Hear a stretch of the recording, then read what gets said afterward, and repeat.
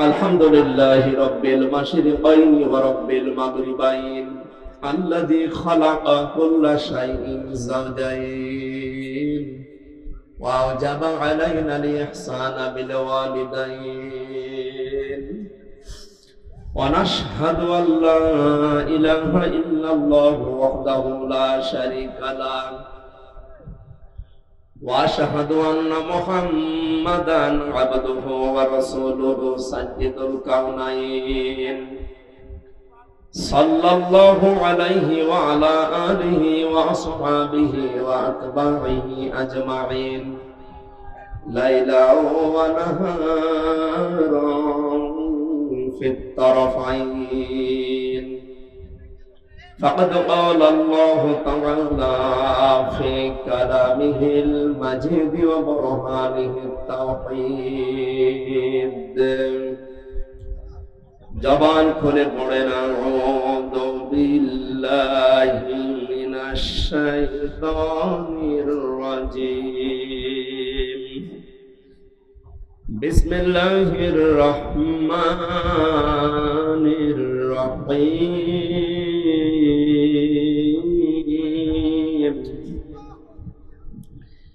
ইয়া আইয়ুহান النبي إذا جاءك المؤمنات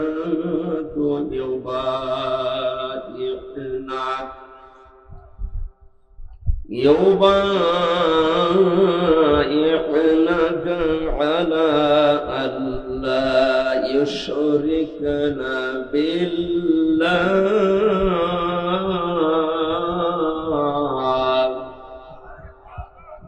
ولا أن لا يشركن بالله شيئا ولا يسرقن ولا يزنين ولا يقتلن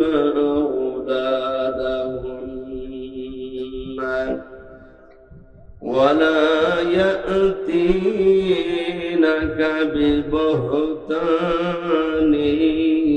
يفترينه بين أيديهن وأرجلهن ولا يعصينك في معروف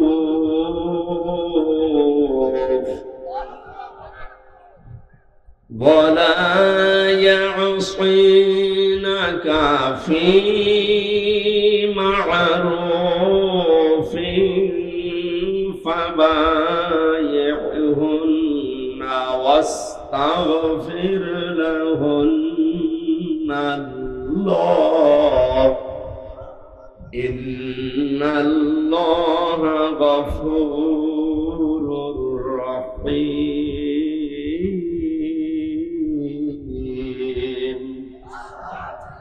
صدقت يا ربنا.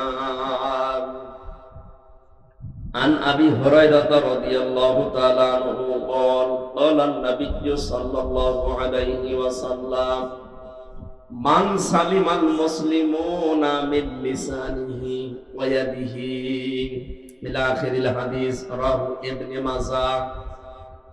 إن الله وملائكته يصلون على النبي يا أيها الذين آمنوا صلوا عليه وسلموا تسليما. اللهم صل على سيدنا مولانا محمد وعلى آل سيدنا مولانا بلغ العلا بكماله كشف الدجى بجماله حسنت جميع خصاله صلوا عليه وآله আলহামদুলিল্লাহ। রংপুর জেলা 15 নম্বর ওয়ার্ড মহানগর সত্রাপুর কেন্দ্রে ঈদগাহ ময়দানে কোরআনে কারিমের অনুষ্ঠানের সম্মানিত সভাপতি বীর মুক্তিযোদ্ধা, মনে হয় 71 না, রিসেন্ট যারা 24-এর বীর মুক্তিযোদ্ধা, বাংলার কৃতি সন্তান, যাদের মাধ্যমে আমরা স্বাধীনতা পেয়েছিলাম কিন্তু ভোগ করতে পারি নাই। এখন আমরা স্বাধীন দেশেও যেহেতু পরাধীন ছিলাম, এখন আমরা স্বাধীন হয়েছি। স্বাধীনতা কাকে বলে এখন আমরা টের পাচ্ছি। সামনের একেবারে 100% ফল পেতে হলে আল্লাহর কোরআনে কারিমের বিধান লাগবে। অনেকের প্রশ্ন যে কোরআন যেখানে নেই সেখানে মানুষের স্বাধীনতা নেই। হ্যাঁ আছে, 100% নেই। আপনি পৃথিবীতে উন্নত রাষ্ট্র যাদেরকে আমরা মনে করি, সিঙ্গাপুর, ওরা কোরআন আল্লাহর কিতাব বিশ্বাস করে না, কারণ ওখানে 100%-95% অমুসলিম। আমি কয়েকদিন আগে ওখানে গিয়েছিলাম, আমার একটা আলোচনায় ওই জায়গায় আমি বলেছিলাম যে পৃথিবীতে ঘৃণিত আল্লাহর কাছে সবচাইতে বেশি ঘৃণিত তারা যে মানুষগুলো আল্লাহকে অস্বীকার করে। এর আরবিটা হচ্ছে কাফের, বাংলা অস্বীকার করে। এই কথাটা এদেশ থেকে যারা এই 24-এর স্বাধীনতার পরে পালিয়েছে, এরা ওখানে অনেকে আশ্রয় নিয়েছে। আর রাজনৈতিক আশ্রয় চেয়েছিল কিন্তু অনেকে পায়নি, আবার ওখান থেকে অন্য দেশে যাচ্ছে। এই মানুষগুলো ওরা নালিশ দিয়েছে ওই দেশের পররাষ্ট্র মন্ত্রণালয়ের কাছে, যে ওনার নামে দেশে মামলা আছে, উনি আইএস জঙ্গি বিভিন্ন নাম দিয়ে উনি অবৈধভাবে দেশে প্রবেশ করেছেন। 8টা-9টা পয়েন্ট লিখে লিখে ওরা ওই দেশের কাছে নালিশ দিয়েছে। তা আমি কাফেরকে কাফের বলেছি, এটা তো আমি বানিয়ে বলেছি নাকি? ঈমান ভাঙার যে 10টা কারণ আছে, এখানে আমার মনে হয় যত মানুষ আছে অধিকাংশ মানুষই জানে না। নামাজ পড়ে যারা, সালাত আদায় করার আগে সবচেয়ে গুরুত্বপূর্ণ কাজ হচ্ছে ইয়া আইয়ুহাল্লাযীনা আমানু ইযা কুমতুম ইলাস সালাতি ফাগসিলু ওয়ুজুহাকুম ওয়া আইদিয়াকুম ইলাল মারাফিকি ওয়ামসাহু বিরুউসিকুম ওয়া আরজুলাকুম ইলাল কাবাইন। হে ঈমানদারেরা, যখন নামাজের জন্য তোমরা প্রস্তুতি নেবে যে আমি নামাজ পড়বো, তার আগে তোমরা ওযু করো। এই নির্দেশ কার? ওযু করতে যে 4টা ফরজ আছে জানেন তো, এই 4টা যদি আদায় হয় তাহলে আপনার ওযু হয়ে যাবে। 3টা আদায় করেছেন, 1টা করেননি, আপনার ওই ওযু না। এ পর্যন্ত বুঝেছেন? জবাব দেবেন, এটা ক্লাস চলছে, স্যার বসে আছে দেখছেন না? উনি হয়তো আরো বড় ক্লাস নেন, আমরা একটু ছোট ক্লাস নিচ্ছি। তাহলে আমরা ওযু করার সময় ফরজ জানলাম কোরআন দিয়ে, কয়টা? 4টার ভেতরে 1টা আদায় করেছেন, 3টা করেননি, ওযু হয়নি। 3টা করেছেন, 1টা করেননি, ওযু হয়নি। এটা মানেন তো? মানেন? এখন যদি কেউ ওযু এই 3টা ফরজ আদায় করে 1টা করেনি, বলে আল্লাহ আমারে মাফ করে দাও, আমার ওযু কবুল করো, হবে? কারণ ফরজ জিনিস আপনি শেষ করে দিয়েছেন, এটা মৌলিক বিষয়। 2 নম্বরের বিষয় হচ্ছে ওযু করার পরে ওযু থাকবে তা না। 7টা কারণে ওযু নষ্ট হয়ে যায়। কয় কারণে? 6টা ঠিক আছে, 1টা হঠাৎ করে মনে করেন বাতাস বের হওয়া, এটা বের হয়ে গেল, আপনার ওযু থাকবে? আপনি এই ওযু দিয়ে যদি নামাজ পড়েন, নামাজ পড়া আর না পড়া সমান। কারণ ওই ভাঙ্গা ওযু দিয়ে নামাজ ভেঙে যায়, নামাজে দাঁড়িয়েই কবুল হবে তা না, নামাজ ভেঙে যায় 19টা কারণে। কয়টা? 18টা পালন করলেন, 1টা করেননি, নামাজ হবে? তাহলে নামাজ পড়িয়েও যান, না পড়েও। হজ ভেঙে যায় 5টা কারণে, রোজা ভেঙে যায় 2টা কারণে। এরকম প্রত্যেকটা ফরজ বিধান নষ্ট হয়ে যাওয়ার পেছনে কিছু না কিছু কারণ আছে। কথা বুঝতেছে? আমরা যে জান্নাতে যাব, যেটার বিনিময়ে বদৌলতে, তার নাম ঈমান। তার নাম কি? ঈমানও ভেঙে যায় 10টা কারণ। এর 9 নম্বর কারণ এইটা। কোন ব্যক্তি যদি কাফের হয়, কেউ যদি তাকে কাফের মনে না করে, সেও কাফের। কাফের আল্লাহ ঘোষণা দিয়েছে, যারা তাকে অস্বীকার করে, বিশ্বাস করে না, তারা কি বাংলায় অস্বীকারী, অবিশ্বাসী, আর আরবিতে বলা হয় কাফের। এখন এই শব্দটা বলার কারণে ওদের নাকি রাগ হয়েছে, যে ওরা বাংলাদেশের পররাষ্ট্র মন্ত্রণালয় যিনি যা আছে, ওখানে রাষ্ট্রদূত আছে যারা, তাদের কাছে নালিশ দিয়েছে, আপনার দেশের এই মানুষ আমাদেরকে কাফের বলে গালি দিয়েছে। কাফের কি একটা গালি নাকি? এই যে কিছু মানুষ নালিশ দিয়েছে যারা পালিয়ে গেছে, ওরা তো মনে করছে না কাফের একটা গালি মনে হয়, হুজুর আমাদের গালি দিয়ে গেল। আমি তো এই পয়েন্টগুলো 10টা বলেছিলাম, যে নামাজ ভেঙে যায়, ওযু ভেঙে যায়, রোজা ভেঙে যায়, ইমানও ভেঙে যায়। তার ভেতরে 9 নাম্বার এইটা, কেউ যদি কাফের হয় তাকে আপনাকে কাফের মনে করা লাগবে। আপনি যদি তাকে ইমানদার মনে করেন, আপনারও ইমানের সমস্যা হবে।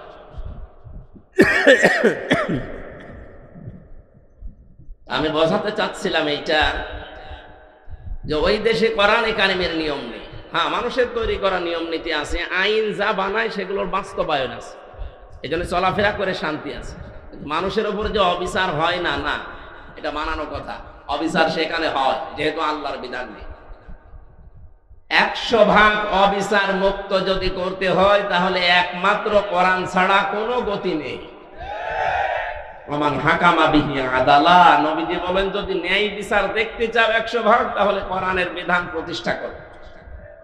এছাড়া আপনি 100% ন্যায় বিচার পৃথিবীর কোথাও পাবেন না যেখানে কোরআন নেই। সুতরাং আমরা এই দ্বিতীয় স্বাধীনতায় যে মানুষগুলো জীবন দিয়ে গেল, প্রায় 1700 মানুষ জীবন দিয়েছে, সরকারি জরিপ তার 2700-র উপরে এখনো হাসপাতালের বেডে কাতরাচ্ছে। যারা এভাবে পঙ্গুত্ব বরণ করেছে, চোখ হারিয়েছে, আমার কুষ্টিয়াতে একজন লিঙ্গ হারিয়ে ফেলেছে। আমি দেখতে গিয়েছিলাম, যে দেখি ওর বোন, ওর মা বলছে আমার ছেলে লজ্জাস্থান হয়ে গেছে, পুলিশ এমন গুলি মাইরেছে এমন জায়গায়। সুতরাং এই সমস্ত মুক্তিযোদ্ধাদের আমি স্মরণ করছি। 24 সালে যারা জীবন দিলেন, এরাও মুক্তিযোদ্ধা। বলেন, এরা শহীদ। অনেকে শহীদ বলতে এদের রাজি না, বলো না উনি সবাই পালাচ্ছে, আর আবু সাইদ যে বুক পাইতে দিলে উনি আত্মহত্যা করেছে। আরে শয়তান, জালেমের জুলুমের সামনে নিজের বুক পাইতে দিলেও সে শহীদ হবে নাকি আর একবার শহীদ হয়ে দেখানো লাগবে।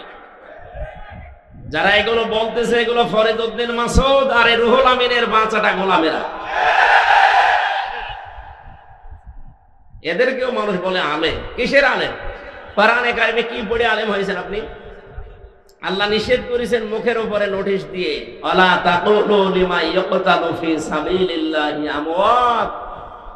সূরা বাকারার 154 নম্বর আয়াতের প্রথম অংশে আছে। আল্লাহ বলেন, মুখে কথা বলবি না এই কথা, শহীদ যারা তারা মারা গেছে না, কখনো এরা মরে না। বালা হায়াউন, এরা জীবিত। ওয়ালাকিল্লা তাশউরুন, কিন্তু তোরা টের পাস না।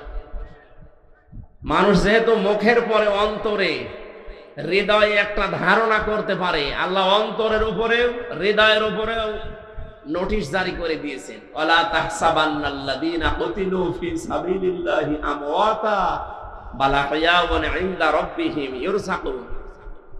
সূরা আলে ইমরানের 169 নম্বর আয়াত। যত তাফসীর আছে পৃথিবীতে, আমার দেখা মতে আমি 42টার উপরে দেখেছি ভার্সিটি থাকাকালীন, সব মুফাসসির আয়াতের ব্যাপারে একমত। ধারণাও করবেন না, শুধু একজন না, ওয়ালা তাহসাবান্নাল্লাযীনা কুতিলু, বহু বচন দিয়েছেন আল্লাহ। কেউ এ ধারণা করবে না যে যারা শহীদ হয়েছে ওরা মারা গেছে। ওরা জীবিত এবং তারা রিজিক পাচ্ছে আল্লাহর কাছে। শহীদ আবু সাইদ মারা যায়নি, শহীদ হয়েছে এবং সে জিন্দা, আল্লাহর কাছে রিজিক পাচ্ছে। সুতরাং এই 2024 সালের 5 আগস্টের আগে যারা জীবন দিয়েছে, প্রত্যেককে আমরা শহীদ মনে করি এবং তারা জীবিত, আল্লাহ তাদেরকে খাওয়াচ্ছে। এই কথা বলেন না কেন? 5 তারিখের আগে মারা গিয়েছিল শিবিরের সদস্য এই গাইবান্ধার পলাশবাড়িতে সাব্বির। 1 মাস পরে তার কবর খোঁড়ার পরে দেখা গেছে জিন্দা, তাজা রক্ত বের হচ্ছে। আল্লাহ যে দিয়েছেন ইনদা রাব্বিহিম ইরযাকুন, তারা তাদের রবের কাছে রিজিক পায়। কেউ যদি না খায় রক্ত কষ্ট তৈরি হয়, তার মানে তাকে আল্লাহ অবশ্যই খাওয়িয়েছে এবং সাব্বির অবশ্যই শহীদ। কথা বলে না কেন? ৭১ সালেও যারা জীবন দিয়েছে ওই মানুষগুলোকে দেশের জন্য, মানবতার জন্য, ইসলামের জন্য আল্লাহ যেন শাহাদতের সর্বোচ্চ মাকাম দান করে। আর ভুয়া মুক্তিযোদ্ধা সে যে এতদিন যারা ফায়দা লুটেছে আল্লাহ যেন জাতির সামনে ন্যাংটা করে দেয়। আজকের আব্দুল জলিল তো আর ভুয়া না, উনি একেবারে ময়দানের মুক্তিযোদ্ধা। আল্লাহ তাকে বাঁচিয়ে রেখেছেন আমাদেরকে দোয়া করার জন্য। আল্লাহ রাব্বুল আলামিন তার নামের সাথে তার নামের মিল আছে, জলিল। জলিল কার নাম? বলেন বলেন। এই জন্য ওনাকে শুধু জলিল বলবেন না। কই সভাপতি কোনটা? জলিল বলা যাবে না, উনি আব্দুল জলিল, জলিলের দাস, বান্দা, গোলাম, বীর মুক্তিযোদ্ধা মোহাম্মদ আব্দুল জলিল। মহান আল্লাহ তাকে যেন তার নামের সাথে কবুল করেন, বলেন আমিন। এতক্ষণ যিনি কথা বলছিলেন আমার আগে বিশিষ্ট ইসলামিক চিন্তাবিদ, শিক্ষাবিদ, আমার মতো হাজার হাজার হামজার উস্তাদ অধ্যাপক মাহবুবুর রহমান বেলাল স্যার এখানে মঞ্চে বসা আছেন। আপনাদের এ রংপুরের গর্ব। বিশেষ করে বিভিন্ন মাহফিলে তাকে আমি পাচ্ছি। তানভীর আহমেদ আশরাফি, আল্লাহ রাব্বুল আলামিন তার গোলামকে যেন কোরআনে কারিমের খাদেম বানিয়ে দেন। এতক্ষণ যারা আলোচনা রাখলেন, বিশেষ করে ডক্টর মাওলানা হাবিবুর রহমান, চলে গেছে নাকি স্যার? আলোচনা রেখেছেন আপনাদের এলাকার সন্তান মাওলানা ইদ্রিস আলী জিহাদি, মাওলানা হাফিজুর রহমান জিহাদি, শরীফুল ইসলাম, নাম না জানা আরো হয়তো ওলামা ইকরাম কথা বলেছেন। তাদের কথাগুলো আল্লাহ আমাদের বাস্তব জীবনে আমল করার তৌফিক যেন দান করে। মঞ্চে বসা অত্র এলাকার সর্বজন শ্রদ্ধাভাজন ব্যক্তিবর্গ, সামনে বসা মুসলমান ভাইরা, পর্দার আড়ালের সম্মানিতা মা এবং বোনেরা, প্রশাসনের ভাইরা। প্রশাসনের ভাইরা একথা না বললেও সমস্যা নেই, কারণ এখন আর এগুলো লাগছে না। এই যে একটা সূত্র তৈরি করে রেখেছিল 15.5 বছরে, যে কোরআনের কথা বলতে গেলেও প্রশাসনের 14 জায়গায় লিখিত অনুমতি লাগবে, এটা একটা চক্রান্ত। কোরআন মানুষ যেন সহজে শুনতে না পারে।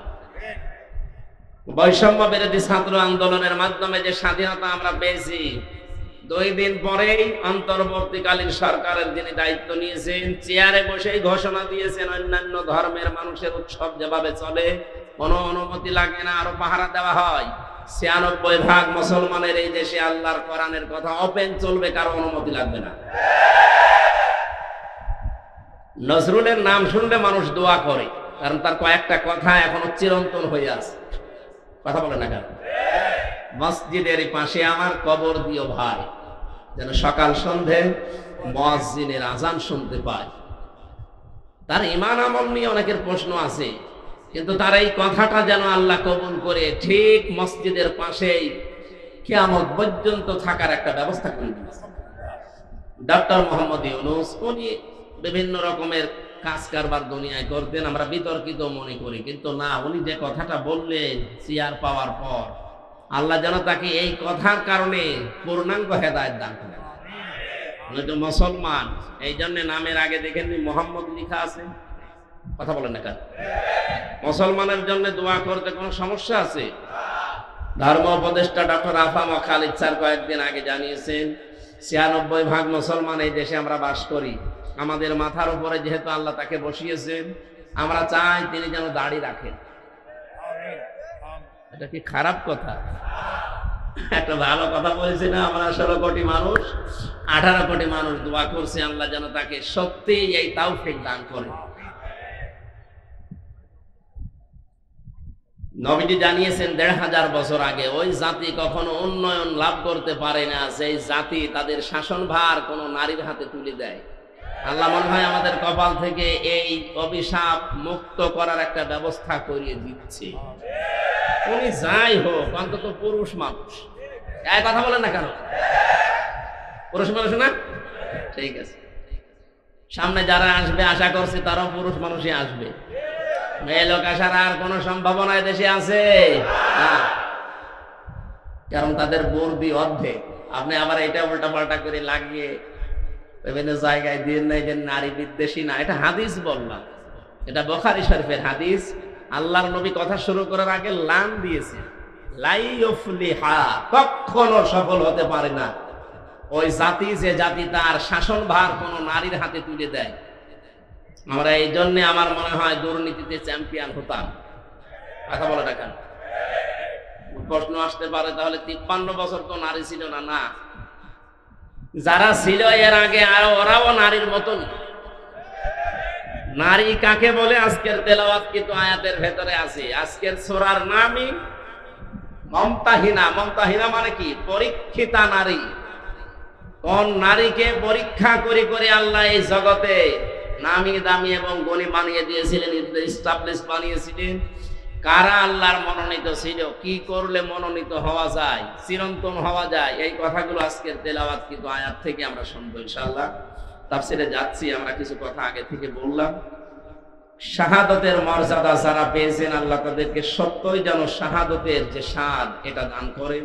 এখন যারা অসুস্থ আছে, শেফায়ে কামিলা আজেলা আল্লাহ যেন নসিব করে। ওরা যে দুর্বিসন্ধি লাগিয়েছিল যে 14 জায়গায় অনুমতি নেই, এই করতে করতে যারা আয়োজন করতো, এই যে এই ছেলেটা আগস্ট মাসের 5 তারিখের আগে একটা অনুষ্ঠান দিয়েছিল নীলফামারী বাড়ির জল ঢাকা। ওখানে যিনি দায়িত্বে ছিলেন ওসির, আমি যে পৌঁছিয়েছি উনি গাড়ি নিয়েছে আমাকে ধরে মামলা দেবে। উনি জানে যে নামে মামলা আছে, আরো নতুন করে আর একটা লাগায়।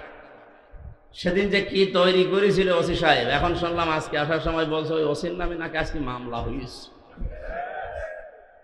উনি আমার নামে মামলা সাজাবে পারে না, এখন নিজেই মামলা ফিগারে।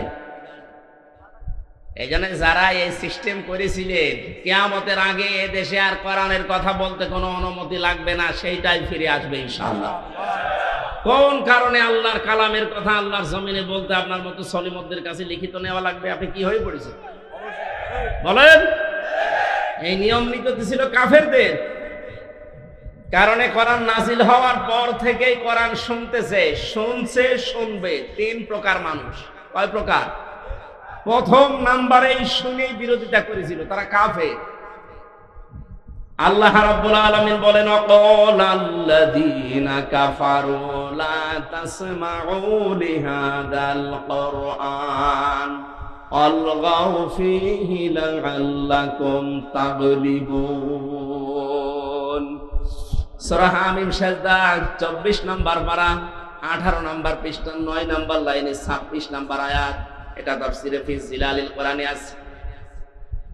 দলিলগুলো তাফসীর আকারে লম্বা করে বলছি না, শুধু শর্টকাটে কিছু বিষয় জানানোর জন্য আমি বলছি।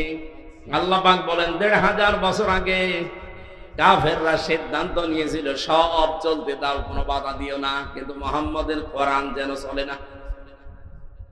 ওদের উদ্দেশ্য ছিল এই, কোরআন চলতে যদি বাধা দিতে পারো, হট্টগোল করো, ওয়ালগাউ ফীহি, শুধু বন্ধই করবা তা না, এটা বন্ধ করার জন্য যত রকমের কায়দা কৌশল আছে করবা।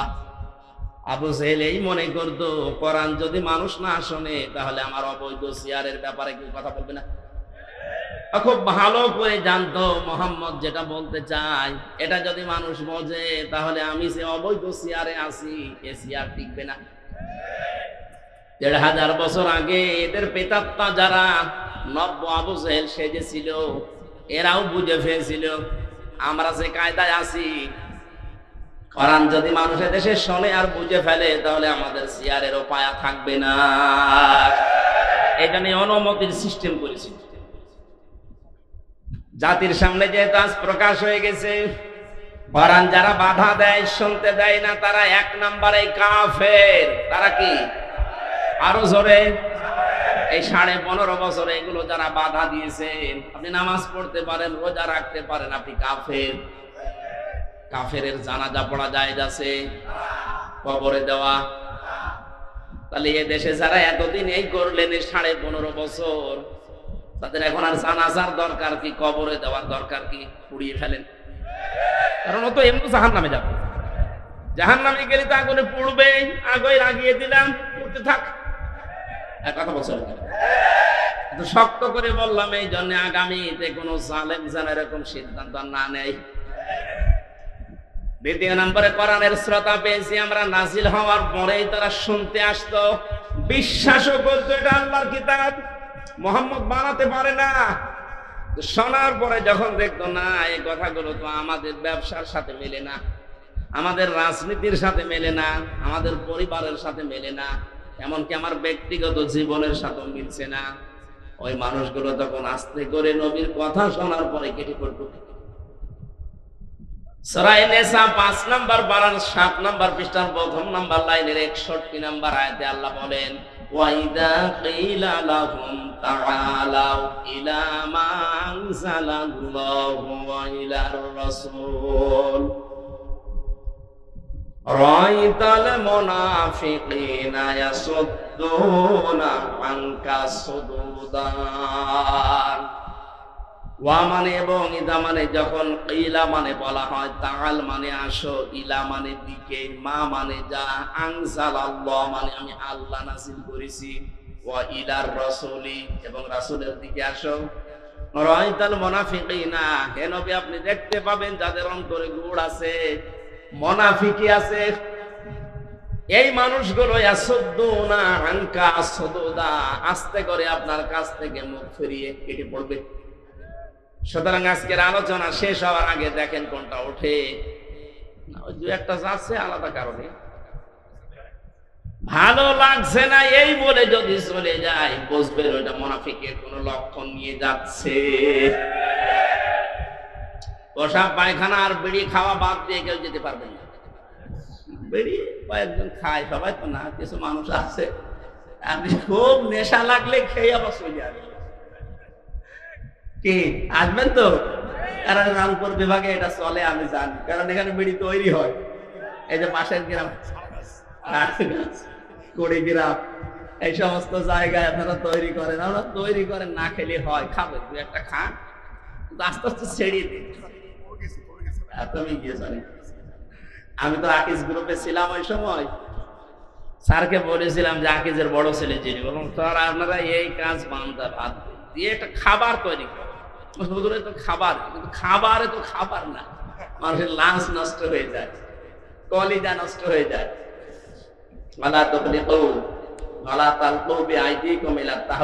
নিজেদেরকে নিজেরা ধ্বংস করে ফেলো না, বিড়ি দ্বারা খান আপনার লাঞ্চ নষ্ট হয়ে যায়, এই লাঞ্চ তো আর আপনার নিজের না, এটা একটা আমানত, এটা কে দিয়েছে বলেন তো?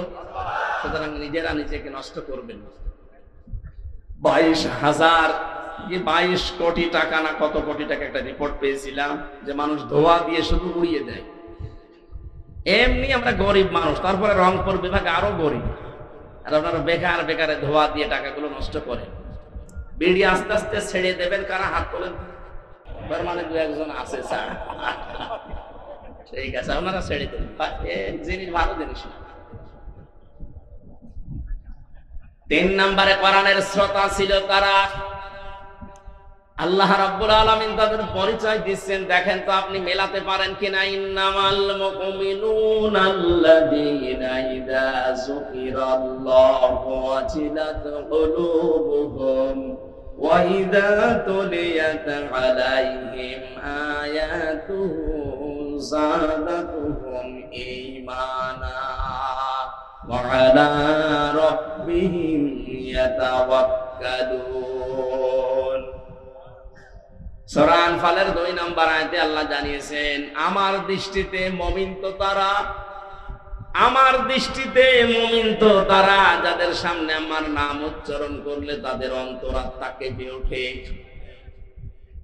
তেলাওয়াত যদি হয় তাদের সামনে, আমার আয়াতগুলো শোনার পরে বোঝার পরে তাদের ঈমান যা ছিল বেড়ে যায়।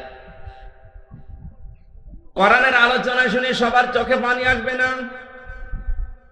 وَإِذَا سَمِعُوا مَا أُنزِلَ إِلَى الرَّسُولِ تَرَى أَعْيُنَهُمْ تَفِيضُ مِنَ الدَّمْعِ مِمَّا عَرَفُوا مِنَ الْحَقِّ। সূরা মায়েদা 7 নম্বর পারার 1 নম্বর পৃষ্ঠার 1 নম্বর লাইনের 83 নম্বর আয়াতের প্রথম অংশে আছে, আল্লাহ পাক বলেন, হে নবী যখন তেলাওয়াত করবেন আপনার প্রতি যেটা আমি নাযিল করেছি এই কোরআন, দেখবেন আপনার সামনে কিছু মানুষ আছে তারা এর মর্ম বাণীগুলো যখন উপলব্ধি করতে পারবে মনের অজান্তেই তাদের চোখ দিয়ে পানি পড়ছে। কোরআনের আলোচনায় সবাই মুগ্ধ হবে না, মন দিয়ে শুনবেও না, চোখ দিয়ে পানি আসবে না। এটা বোঝার মতো একটা যোগ্যতা থাকা লাগবে মিনিমাম। যাদেরই আছে দেখবেন কোরআনের আলোচনা যখন গভীরে পৌঁছিয়ে যাবে, ওরা বসে আছে কিন্তু অজান্তেই তাদের চোখ দিয়ে পানি পড়ছে। বাড়ি যাওয়ার সময় যারা সিদ্ধান্ত নেবে ওয়ালা রব্বিহিম ইয়াতাওয়াক্কালুন, জীবনে আজকে থেকে যদি ভরসা করি আল্লাহ ছাড়া কারো উপরে ভরসা করব না। কোরআন নাযিল হওয়ার পর থেকে শ্রোতা পেলাম কয় প্রকার? 3 প্রকার। বলে এখানে যেহেতু কাফের নেই, মুনাফিকও থাকলে থাকতে পারে। কারণ হচ্ছে নবীজি ইন্তেকালের আগে মুনাফিক তৈরি হবে কোন কাফেরদের ভেতরে, ইহুদিদের ভেতরে, বৌদ্ধদের ভেতরে, হিন্দুদের ভেতরে, খ্রিস্টানদের ভেতরে। কথা বলেননি? নবীজি ইন্তেকালের আগে জানিয়েছেন মুনাফিক এটা তৈরি হবে শুধুমাত্র আমার উম্মত মুসলমানদের ভেতরে। আর আমরা যেহেতু এই দেশে 96% মুসলমান, আমাদের ভেতরে মুনাফিক তৈরি হওয়ার সম্ভাবনা নেই। বলেন বলেন, আপনি দেখেন তো আপনি কি নাম? আয়াতুল মুনাফিকি সালাসা, ইদা হাদাসা কাযিবা ওয়া ইদা ওয়াদা আখলাফা ওয়া ইদা আতুমিনা খান। নবীজি বলেন মুনাফিকের 4 মাসে তাদের ভেতরে যারা কথা বললেই মিথ্যা কথা বলে। এই কথা বলেন না কেন? এই আচরণ বাংলাদেশে নেই। কত হাসি পট্টি বাঁধা মানুষ হাতে তসবি নিয়ে ঘুরতো, সেও যে এরকম ডাহা মিথ্যা কথা বলতে পারে ক্ষমতার কারণে। এখন যে বলছে যে না আমি পদত্যাগ করিনি, এই ভিডিও কি বানানো নাকি? এক কথা বলেন না কেন? আপনি যদি পদত্যাগ না করে থাকেন তাহলে রাষ্ট্রপতি যেটা বলছে এটা কি বানিয়ে বলছে? ধোঁকা দিয়ে বোকা বানিয়ে এতদিন খেয়েছেন, এখনো খেতে চান। আপনি তো টাটকা নির্ভেজাল মুনাফিক। কারণ কথা বললেই মিথ্যা কথা বলেন। মুনাফিকের পক্ষে যদি কোনো মুমিন থাকে, কেউ মুনাফিক? এই কথা বলছেন না?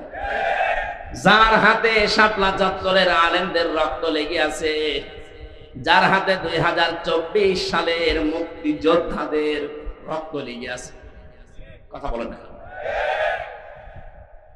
এই মানুষের পক্ষ নিয়ে এখনো পর্যন্ত আপনি স্ট্যাটাস দেন, বলেন আমি আছি আপা, ঘাবড়াবেন না। আপনি ঘাবড়ালে আমরা নরম হয়ে যাই।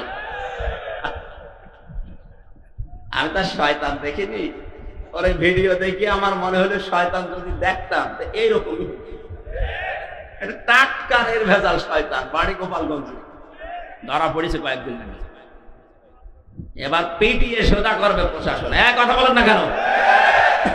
আপা ঘাবড়াবেন না। যে বলেছে আপা ঘাবড়াবেন না, আপনি ঘাবড়ালে আমরা নরম হয়ে যাই। আমার মনে হয় প্রশাসন ধরেছে নরম বানাতে, আমরা চাই ওরে নরম বানিয়ে ফেলুক। এক কথা বলেন না কেন? জালেমদের তালিকা করে করে ছোট জালেম আর মাঝারি জালেম বাদ দিয়ে যারা বড় বড় জালেম ছিল প্রত্যেকটি জালেমের তালিকা করে ছবি নিয়ে মোড়ে মোড়ে টাঙিয়ে দেবেন। এদেশে কিয়ামতের আগে কোন জালেম যেন আর প্রতিষ্ঠিত হতে না পারে।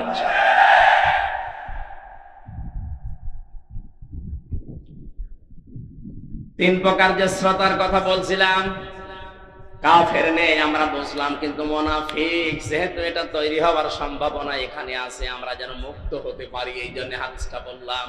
কথা বললে যারা মিথ্যা বলেন, ওয়াদা দিলে যারা ঠিক রাখেন না, ভঙ্গ করে ফেলেন। এতদিন পর্যন্ত চাইছিল, এই 2-3 দিনের ভেতরে দেখছি অনেকে বিভিন্ন ওয়াদা দিচ্ছে জনগণের সাথে। এটা আর একটা ধোঁকা হতে পারে।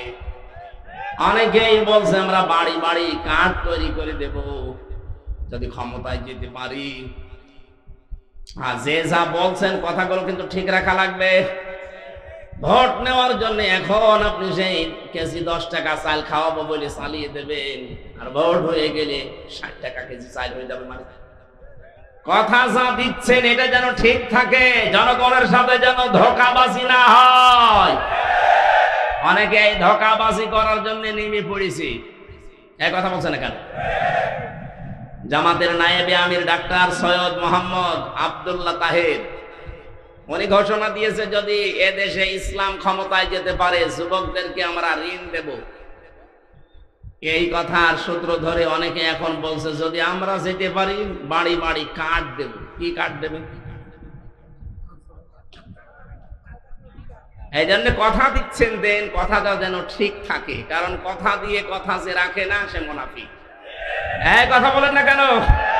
জাতি যেহেতু 53 বছর ধোঁকা খেয়েছে, অন্তত এবার আর যেন জাতি ধোঁকা না খায়। এবারও যদি ধোঁকা খান, আপনি আর কিয়ামতের আগে মাথা তুলে দাঁড়াতে পারবেন না। 3 নম্বরে কোনো কিছু আমানত রাখলেই খেয়ে ফেলে। এই কথা বলেন না কেন? এটা যে আমরা 53 বছর দেখলাম না, যাদেরই দিয়েছি আমানত তারাই খেয়ে ফেলেছে। দরবেশ, এত বড় দরবেশ পৃথিবীতে আছে, দাড়ি কেটে নম হয়ে গেছে। আর কি আমানত? 36,000 কোটি টাকা আপনি এক জীবনেও গণনা করে শেষ করতে পারবেন না। কিন্তু আমি একটা দলের গ্যারান্টি দিচ্ছি, যদিও মনে করছেন আমি ওই দলের না, আমি অ্যাক্টিভ না, কিন্তু গ্যারান্টি দিতে পারি, বাংলাদেশ জামাত ইসলামী এবং শিবির একটা টাকা যদি দুর্নীতি দেখাতে পারেন, আমি অন্তত কথা বলবো না। এটা এদেশে এখন প্রমাণ হয়ে গেছে। এই কথা বলেন না কেন? এত প্রমাণ পাওয়ার পরেও যদি আপনার এখনো পর্যন্ত চিন্তা ভাবনা করতে দেরি হয়, তা আপনার আর চিন্তার রেখা খুলবে না।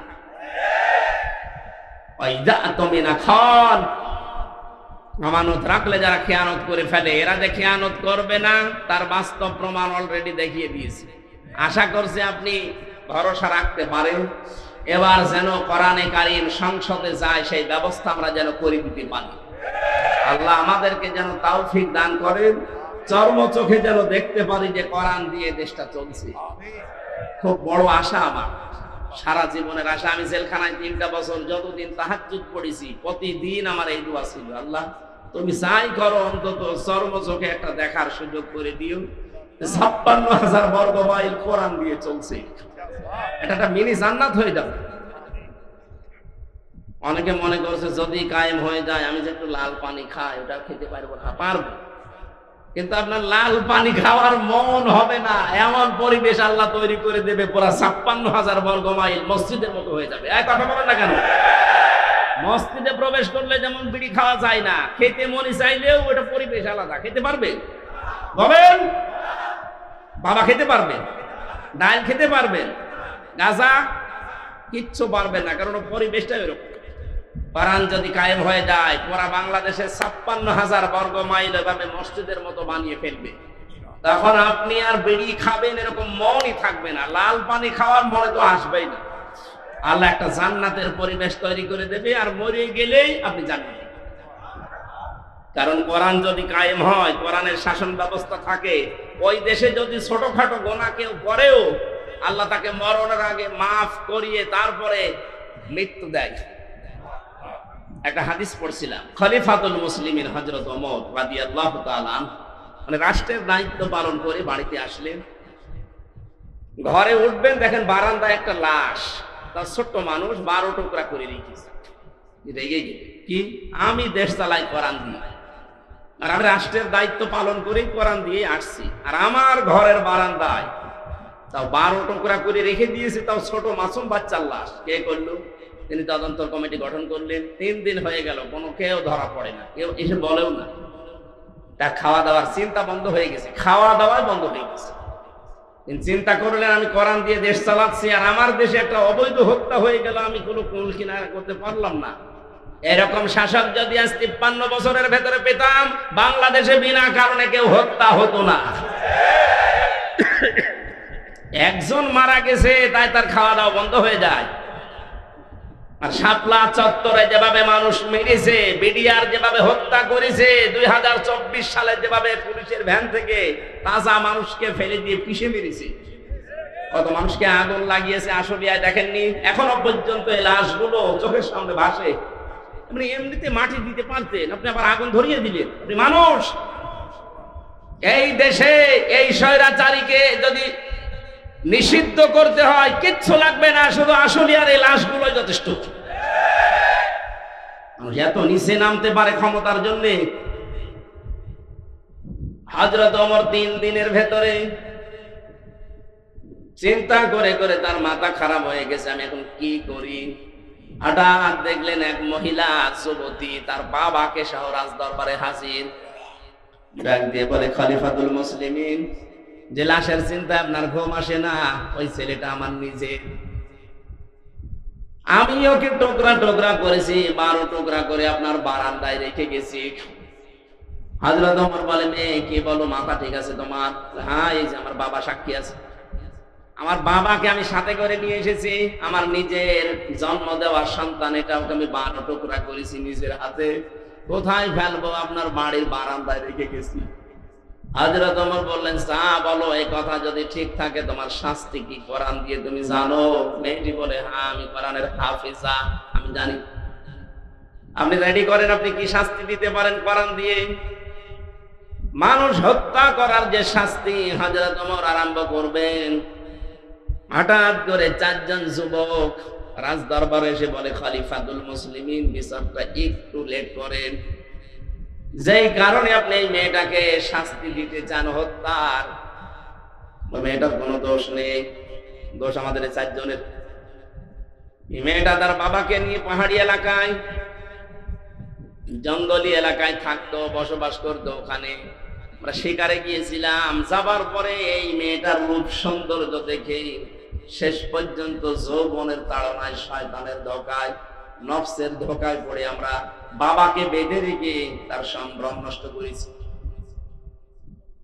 এরপরে সে গর্ভবতী, এই কারণে সন্তান, এটার কারণে আপনি এই মনে করছিলেন, শাস্তি যদি দিতে হয় আমাদের দেন। হযরত ওমর ওদেরকে জিজ্ঞাসা করলেন, 3টা দিন পার হয়ে গেল, তোমরা আসলে না কেন? আগে থেকে যদি আসতে তাহলে আমার খাওয়া দাওয়া বন্ধ হয় না, আগেই বিচার করে দিতাম। ছেলেগুলো বলে, খলিফা, আমি আসি নাই আমরা এই জন্যে, মনে করেছিলাম যা করলাম কেউ সাক্ষী তো নেই, ধরা যদি না পড়ি বেঁচে যাব। কিন্তু কোরআনে কারিম আমাদেরকে বাঁচতে দিল না। বারবার কোরআন আমাদের সামনে এসে এই কথা আমাদেরকে যেন আহ্বান জানায়, দুনিয়াতে যে গুনাহ করলে এটার যদি শাস্তি দুনিয়ায় না হয়, মরণের পরে কিন্তু আল্লাহ ডবল করে বিচার করবে। মুসলমানের এখানে একটা কথা বলে রাখি, কোন অপরাধের শাস্তি যদি আপনি দুনিয়ায় না পান, ওই অপরাধের বিচার যদি আল্লাহ কিয়ামতে যেদিন করবে, ডবল করে করবে। কথা বুঝতেছেন? 3টা পাপের শাস্তি আল্লাহ ডবল দেবেন। সূরা ফুরকান 19 নম্বর পারার 4 নম্বর পৃষ্ঠার 13 নম্বর লাইনে আছে, 69 নম্বর আয়াত। والذين لا يدعون مع الله إلها آخر ولا يقتلون النفس التي حرم الله إلا بالحق ولا يزنون إلى آخر آيات। এই দুনিয়াতে আল্লাহকে ডাকে, তার পাশাপাশি যারা অন্যকে ডাকে, তাদের শাস্তি হবে মরণের পরে ডবল। আল্লাযীনা লা ইয়াদউনা মা'আল্লাহি ইলাহান আখার, এই যে মা মানে সঙ্গে, সাথে, আল্লাহকে ডাকে কিন্তু তার সাথে অন্য কাউকে ডাকে। আর এইটাই বাংলাদেশে চালু করার জন্য 15.5 বছর অনেক উনি পড়ে লেগেছিল। আপনি আল্লাহকে ডাকেন, পাশাপাশি আমার বাবাকেও ডাকেন, এই জন্য মোড়ে মোড়ে বাবা। কথা বলে না কেন? এমন কোন জায়গা ছিল যে বাবা নেই? মাথার উপরে বাবা, টয়লেটেও বাবা। আমি তো অনেক টয়লেটে যেয়ে দেখেছি বঙ্গবন্ধু টয়লেট। কি গো, আর কোন জায়গা বাকি ছিল? টাকার ভেতরেও দিয়ে রেখেছেন, যেন বাজার করতে গেলে ওইদিকে তাকিয়ে মনে হচ্ছে না একজন আছে। মাথার উপরে রেখে দিয়েছেন, অথচ কোরআন জানিয়েছে ওয়া কালিমাতুল্লাহি হিয়াল উলিয়া, সব জায়গায় উপরে থাকবে আমি আল্লাহর কথা। এখন ডক্টর মোহাম্মদ ইউনূসের মাথার উপরে যেটা লেখা, লা ইলাহা ইল্লাল্লাহু মুহাম্মাদুর রাসূলুল্লাহ, আমরা এইটা চাই। এক কথা বলেন, সব চাইতে উপরে থাকবে কার কথা? আল্লাহকে ডাকার পাশাপাশি যারা অন্য কাউকে ডাকার সিস্টেম করে দিয়েছিলেন, তাদের শাস্তি ডবল হবে। আল্লাহ মনে হয় এইটা সহ্য করে নাই, এই জন্য বিকাল 5টা বাজতে বাজতে সারা দেশ থেকে আল্লাহর বিপক্ষে যারা তাদের সব নষ্ট করে দিয়েছে। আমার কুষ্টিয়াটা একটু শক্ত ছিল, ওটা ভাঙতে একটু দেরি হয়েছে। এত শক্ত পাথর সারা দেশের টাকা পয়সা খরচ করে করে আমার মনে হয় এগুলো বানিয়েছিল। অন্যান্য জেলার তুলনায় আমার কুষ্টিয়াতে যেহেতু আল্লাহর ওলি 2 জন আছে, হানিফ আর ইনু, এই 2 জন মিলিয়ে বানিয়েছে। এত মহব্বত আপনার, আল্লাহ রাগ ও মানুষের অন্তরে তাদের প্রতি এত বেশি দিয়েছে। একজনকে দেখলাম আদালতে কেউ লাথি দিচ্ছে, পচা ডিম দিচ্ছে, আর একজনের বাড়ির ইট খুলে নিয়ে চলে যাচ্ছে। আর আজকে আমরা পরিষ্কার আল্লাহর সাথে অন্য কাউকে ডাকবো না, সে মরা বাবা হোক আর জিন্দা বাবা হোক। কথা বলেন না কেন? বিভিন্ন মাজারে এই সিস্টেম গুলো চলতো। আল্লাহর পাশাপাশি ইয়ালি বাবা, শাহ আলী বাবা, দয়াল বাবা, ন্যাংটা বাবা। এই জন্যই তো মাজার ভাঙা আরম্ভ হয়েছে। একেবারে শিরকের প্রকাশ্য কারখানা এটা। আল্লাহকেও ডাকে, আল্লাহর পাশাপাশি পীরকেও সেজদা দিচ্ছে, এটা আল্লাহর সাথে শিরিক। লা তাত্তাখিযুল কুবুর মাসাজিদা, কবরকে সেজদার জায়গা বানিও না। ওরা সরাসরি যে সেজদা দিত লালনের মাজারে। আর প্রকাশ্য গাঁজা তো আছে। অধিকাংশ মাজারে আমরা দেখেছি জেনার কারখানা। এই জন্য হাক্কানি আলেম এই দেশে যারা আছে বলেছে মাজার গুড়িয়ে দাও, ভেঙে ফেলো। কোন কারণে মাজার বানাতে হবে? হযরত ওসমানের মতো মানুষ, জান্নাতের সার্টিফিকেট পাওয়া মানুষ দুনিয়ায়, সেই লোকটা পড়ে আছে জান্নাতুল বাকিতে, কিচ্ছু নেই, পাথর দেওয়া মাত্র। আরে দেশের গরু ছাগল মরে যায়, তার কবর 3 তালা হয়। কোথায় পেয়েছেন বললাম? কোরআনের পাখে বিশেষানন্দিত মুফাসসির, আপনি তো তার চাইতে কোরআনের খেদমত বেশি করেননি। সেই লোকটা পড়ে আছে, মাত্র মাথার কাছে একটা পাথর দেওয়া দেখলাম। আর কোন গরু ছাগল কোথায় মরে, ইমান আছে কি নেই তাও নেই, সারা জীবনে প্রসাব করেও পানি নেয়নি। 14 তালা বানিয়ে দিয়েছে কবর। সবগুলো মাটির সাথে মিশিয়ে দেওয়া দরকার। আজকে থেকে আমরা সিদ্ধান্ত নিয়ে বাড়ি যাব, যতদিন বাঁচি আল্লাহর সাথে আর কাউকে ডাকবো না। কি রাজি আছেন আপনারা? 2 নম্বরে যারা অবৈধভাবে মানুষকে হত্যা করে, যে বাংলাদেশ স্বাধীন হওয়ার পরও এত হত্যা হয়নি। এই 9 সাল থেকে 24 সালে যত হত্যা হয়েছে, বাকিগুলোর অনেকের খোঁজই আমরা জানি না। আমি মাঠের নিচে ছিলাম 10 দিন, আমি দেখেছি কত মানুষের কান্নার আওয়াজ আসতো আমার কানের। আমার তো চোখ বাঁধা ছিল, চোখ কালো কাপড় দিয়ে বেঁধে নিয়ে মাজায় একটা দড়ি নিয়ে ওরা হাঁটিয়ে নিয়ে যেত, মনে হয় আমার গরুর মতো নিয়ে যাচ্ছে। আশপাশ থেকে কান্নার আওয়াজ পেতাম, কারণ কোনো আওয়াজ তো ওখানে যাওয়ার কথা না। মানুষ সিঁড়ি দিয়ে উপরে ওঠে, আর ওরা সিঁড়ি দিয়ে আমার নিচে নিয়ে যেত। তার মানে মাটির নিচে ওইটা কোন জায়গায় এটা আমি জানি না, যেখানেই নিয়ে গিয়েছে বহু মানুষের কান্নার আওয়াজ পেতাম মাঝে মাঝে। আর একটা আওয়াজ দিত, আহ, এরকম একটা আওয়াজ। বুঝতাম এখানে কয়েক মাস ধরে মানুষ হয়তো আছে। যে সমস্ত মানুষ পাহারা দিয়ে যেত, এসআই যারা, তাদেরকে প্রকাশ গোপনে বলতাম, ভাই যে আওয়াজ আসলো শব্দ না, অধিকাংশ গুলোতে হিন্দু পেয়েছিলাম। কিছু কিছু যাদের একটু মনুষ্যত্ব আছে বলতো, হুজুর 1 মাস 2 মাস না, কেউ 2 বছর 5 বছর পড়ে আছে, কেউ জানেই না। আপনি এখনো পর্যন্ত বলেন আমার কি দোষ, কি দোষ, আপনি টের পান না। কোন দোষ যদি আপনার না থাকে, আপনার সবচাইতে বড় দোষে আয়না ঘর। আপনি জানেন না কি হয়তো ওখানে ইলিয়াস আলীর মেয়েকে নিয়ে আপনি কি করলেন, কি নাটক, কি প্রতারণা, অথচ তাকে আপনি মেরে ফেলেছেন আগে।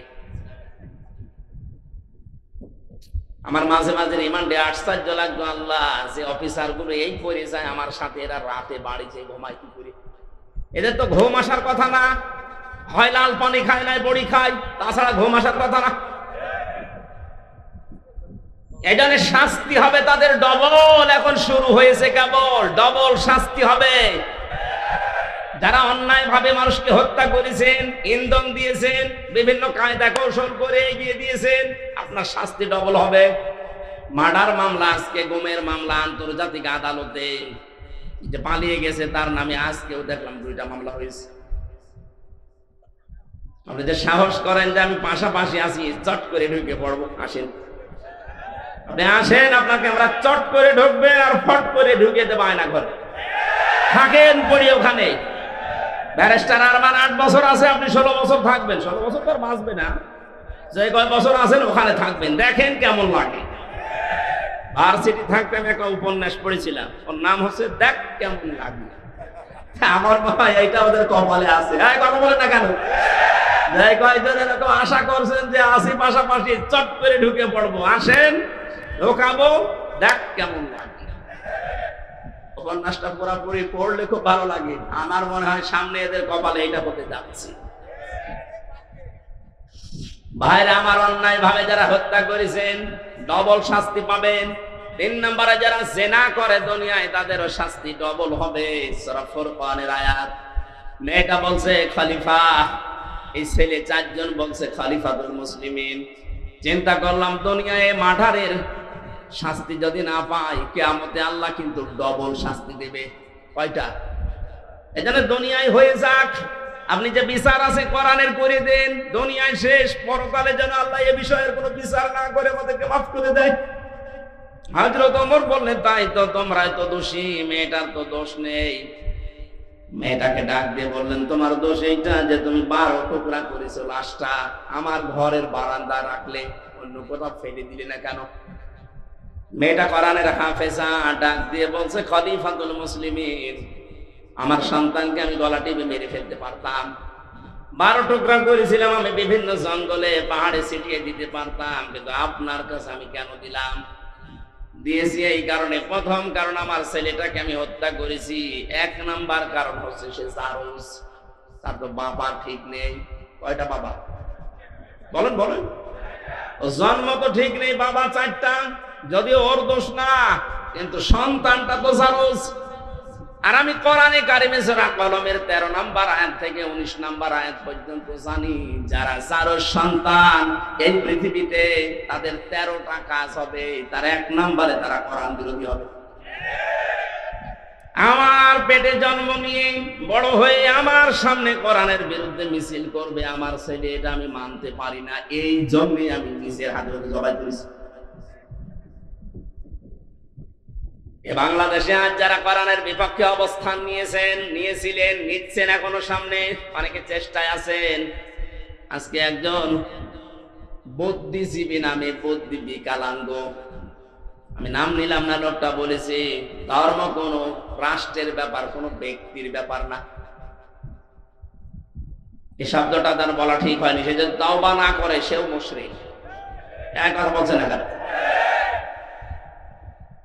কোন মানুষের যদি ধর্মই না থাকে, ওরা উদাহরণ দেয় যে নিরপেক্ষ হওয়া লাগবে। পৃথিবীতে কোন নবী ধর্মের ব্যাপারে নিরপেক্ষ ছিলেন? আপনি একজনের নাম বলেন, বলেন। এই ধোঁকাটাও চলছে সামনে, হয়তো সামনে আসতে পারে। আগে থেকে সতর্ক করলাম, যারা এগুলো করছেন এগুলো কিন্তু একটু ধোঁকাবাজি। আমরা এক জালেমকে বিদায় দিয়ে কোন নতুন জালেমকে আর এই জায়গায় আমরা দেখতে চাই না। যারা আসবে তারা যারা ইনসাফ কায়েমকারী হয়। মেয়েটি বলে, খলিফা, আমি একটা একটা করে 13টা কারণ বলতে পারি কেন আমি হত্যা করেছি। আমি এসেছি এই কারণে, আমি না আসলেও পারতাম। মেরে আমার সন্তানটাকে জবাই করে ফেলে যদি পাহাড়ে জঙ্গলে ছড়িয়ে ছিটিয়ে দিতাম, আপনিও ধরতে পারতেন না। আমি এসেছি এই কারণে, আমি যেহেতু হত্যা করেই ফেলেছি, আর হত্যার বিচার যদি দুনিয়ায় না হয়, কিয়ামতে আল্লাহ ডবল করে করবে। দয়া করে কোরআন দিয়ে আমার বিচারটা করে দেন, কিয়ামতে যেন আল্লাহ আমার ব্যাপারে আর কিছু না বলে। হযরত ওমর এই 5 জনের বিচার করলেন। আমার বোঝানোর বিষয় ছিল, কোরআনে কারীম দেশে থাকার কারণে, কায়েম থাকার কারণে ওরা গুনাহ করেছিল, কিন্তু গুনাহ করার পরেও কোরআনে কারীম তাদের ভেতরে অনুশোচনা, অনুতপ্ত এমন ভাবে ধরিয়েছে, মরণের আগে তারা ঈমান নিয়ে বিদায় নিতে পেরেছে। এদেশেও যদি কোরআন কায়েম হয়ে যায়, আপনার মদ খেতে মনে চাইবে না, বিড়ি খেতে মনে চাইবে না, ডাল পানি খেতে মনে চাইবে না, কারণ পরিবেশটাই হয়ে যাবে এরকম। ছোটখাটো গোনা যদি নফসের ধোঁকায়, শয়তানের জালে পড়ে হয়েও যায়, কোরআন আপনাকে বাধ্য করবে অনুশোচনা করে, তাওবা করে জীবনের মতো ঈমান নিয়ে বিদায় নেওয়ার। বলেন আমিন। আল্লাহ আমরা এইরকম একটা পরিবেশ চাচ্ছি, কথা বলেন ঠিক কিনা? আল্লাহ যেন আমাদের কোরআনের শ্রোতা হিসাবে মুনাফিকের কোনো স্থান এখানে না দিয়ে, 3 নাম্বার যেটা বলেছিলাম যে ইমানদার, এই মানুষগুলোর যে বৈশিষ্ট্যগুলো আল্লাহ দিয়েছেন সূরা আনফালের 2, 3, 4 নাম্বার আয়াতে, আল্লাহ আমাদের ভরপুর করে আজ বাড়িতে নিয়ে যান, বলেন আমিন। দরুদ আর সালাম পাঠের মাধ্যমে আজকের তেলাওয়াতকৃত আয়াত সূরা মুমতাহিনা। কোন সূরা? মুমতাহিনা মানে পরীক্ষিতা নারী। 6 জনের নাম পেয়েছি আমি। এই পৃথিবীতে 6 জন নারীকে আল্লাহ পরীক্ষা করে তাদেরকে পরীক্ষিতা নারী হিসাবে খেতাব দিয়েছে। তার ভেতরে হযরতে মরিয়ম একজন। তিনি সতীত্বের হেফাজত করেছিলেন। আজ যে সমস্ত মেয়েরা মডেল খুঁজে পান না যে আদর্শ কারে বানাবো, হযরতে মরিয়ম হবে আপনার জন্য আদর্শ। কথা বলেন। ওরা আদর্শ বানিয়েছে ঐশ্বরিয়াকে। আজকে ঐশ্বরিয়ার জীবনী দিয়েছে। ওই একজনকে খুশি করার জন্য রাতের বেলা কত টাকা কন্টাক্ট করে, কত টাকা ভাড়া পায়, আপনি তার জীবনী পড়ে দেখেন। এই যদি হয় আপনার আদর্শ, আর আপনি এটা দেখে দেখে মনে করেন এর মতো হব, ওর মতো হবেন, দুনিয়ায় শেষ, আখেরাতে সারা জীবন জাহান্নামে পোড়া লাগবে। মেয়েরা যারা এসেছেন, আপনার আদর্শ হওয়া লাগবে 1 নম্বরে মরিয়ম। আপনার চরিত্রকে, সতীত্বকে আপনি হেফাজত করে রাখবেন। আমরা আগে তাফসিরে প্রবেশ করি, এরপরে সামনে যাব ইনশাআল্লাহ। ফাউযু বিল্লাহি মিনাশ শাইতানির রাজীম। বিসমিল্লাহির রহমানির রহিম।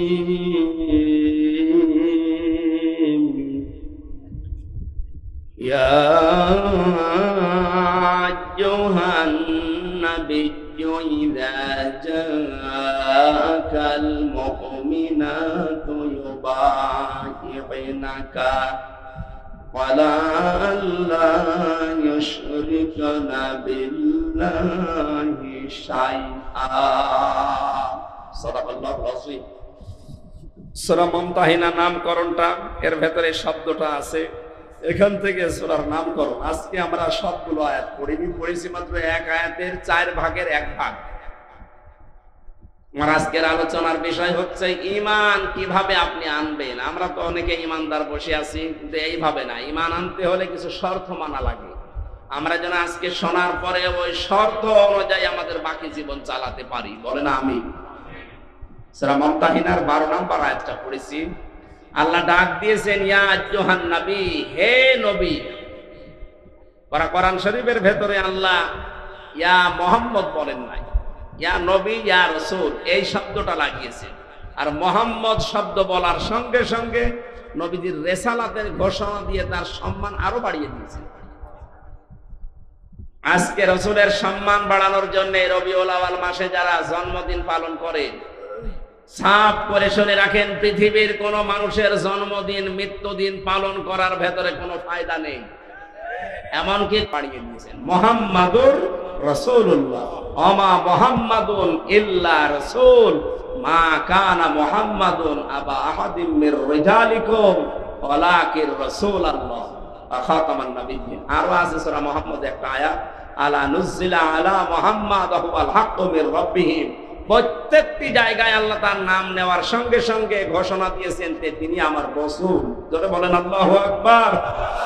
এই জন্য আমরা এই জায়গা একটা স্পর্শকাতর জায়গা। রাসূলুল্লাহকে কেউ গালি দিলে আমরা সহ্য করতে পারি না। কুষ্টিয়াতে গত 2 দিন আগে একজন বুঝে হোক না বুঝে হোক গালি দিয়েছে। এখানে কোনো ছাড় নেই, আপনি বুঝে দিন আর না বুঝে দিন, আপনি অপরাধী। কুষ্টিয়া ফুঁসে উঠেছে, সারা দেশ এখন ফুঁসতেছে। আগামী থেকে আমরা এদেশের এই বিবেক বুদ্ধিহীন কিছু মানুষ আছে, বিভিন্ন নাম নিয়ে যারা চলে, সে যে নামেই হোক, রাসূলুল্লাহর ব্যাপারে কিন্তু কোনো আপোষ নেই। বিশ্ব নবীকে অপমান করার চেষ্টা করলে, গালিগালাজ করলে, যা করা লাগে এই দেশের মানুষ কিন্তু তাই করবে। এজন্য সাবধান হয়ে থাকবেন এই বিষয়ে। অন্তত আপনি আমারে গালি দেন, অসুবিধা নেই, কিন্তু রাসূলুল্লাহকে গালি দিতে পারবেন না। আমাদের জীবনের চাইতেও তিনি আমাদের কাছে দামি। কথা বলেন ঠিক কিনা? আল্লাহ এই মহব্বতের কারণে যেন আমাদেরকে মাফ করে দেন। আমি এখানে একটা তথ্য বলবো, এই যারা মহব্বত করে আল্লাহর রাসূলকে এই কথা বলে শেষ করে দেন, তাদের জন্য খুব শিক্ষা আছে এখানে। আপনি শুনেছেন আয়াতটা, দেখেন এইভাবে নেই। কুল ইন কুনতুম তুহিব্বুনাল্লাহা ফাত্তাবিউনি ইউহিব্বুকুমুল্লাহ ওয়া ইয়াগফির লাকুম যুনুবাকুম আল্লাহু গফুরুর রহিম। সূরা আলে ইমরানের 31 নম্বর আয়াত। আল্লাহ পাক বলেন, নবী আপনি বলুন, তোমরা যারা বলো আল্লাহ তোমাকে ভালোবাসি, এই দাবি যারা করো তাদেরকে বলছি এই দাবি করার দরকার নেই। যদি দাবি সত্যে প্রমাণ দিতে চাও ফাত্তাবিউনি, আমি রাসূলের অনুসরণ করো। এখানে যে তাবউন শব্দটা আছে, তাবাইন, যত অভিধান আছে আরবিতে দেখবেন তাবউন মানে দেখে দেখে চলা। আমার সামনে বেলাল স্যার যেভাবে হেঁটে যাবে, যেভাবে পা ফেলবে, যেভাবে হাত নাড়াবে, যেভাবে মাথা দোলাবে, ওইভাবে দেখে দেখে চলার নাম আরবিতে তাবউন। তাহলে রাসূলুল্লাহকে কি অনুসরণ করা লাগবে, ইত্তেবা করা লাগবে তাকে দেখে দেখে? প্রশ্ন আসতে পারে, উনি তো আমার সামনে নেই। হ্যাঁ, উনি সামনে নেই, ওনার আদর্শ পড়ে আছে আমাদের সামনে। বিদায় হজের ভাষণের দিন বলেছিলেন তারাকতু ফীকুম আমরাইন, দুইটি জিনিস রেখে গেলাম, লান তাদিল্লু মা তামাসসাকতুম বিহিমা কিতাবাল্লাহ ওয়া সুন্নাতু রাসূলিহি। দুইটা জিনিস রাখলাম, যদি অনুসরণ করতে পারো কোনোদিন পথ ভ্রান্ত হবে না, পথ হারা হবে না, মায়ের খাবে না, না খেয়ে থাকবে না। এই তাদিল্লু শব্দের 99টা অর্থ আছে। কোনদিন আপনি না খেয়ে থাকবেন না, কারণ জমিন আল্লাহ আমাদেরকে ওয়ারিশ বানিয়েছেন। জমিনের ওয়ারিশ যারা, তারা না খেয়ে থাকবে। মানে পৃথিবীতে যারা আল্লাহকে মানে না তারা এই পৃথিবীর ভাড়াটিয়া, আর আমরা হচ্ছে জমিনের মালিক। মালিক কোনদিন না খেয়ে থাকতে পারে না। আমরা যেহেতু অনুসরণটা ওইভাবে করতে পারছি না, কিভাবে? ফাত্তাবিউনি, আমি রাসূলকে তোমরা অনুসরণ করো।